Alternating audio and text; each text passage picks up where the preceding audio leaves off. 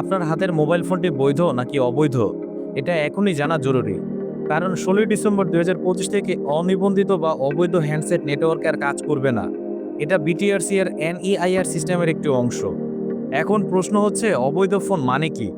অর্থাৎ এমন ফোন যার আইএমইআই নাম্বার বিটিআরসি এর ডাটাবেজে নেই।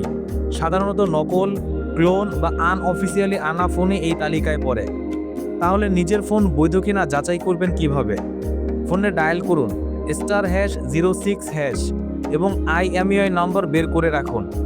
তারপর এসএমএস লিখুন বড় হাতের অক্ষরে KYD স্পেস আইএমইআই মেসেজটি পাঠান 16002 এই নাম্বারে, অথবা *16161# ডায়াল করেও চেক করতে পারেন। রিপ্লাইয়ে জানিয়ে দেওয়া হবে আপনার ফোন রেজিস্টার্ড কিনা। ঝামেলা এড়াতে এখনই চেক করুন, কারণ নেটওয়ার্ক বন্ধ হওয়ার পর আর কিছুই করার থাকবে না।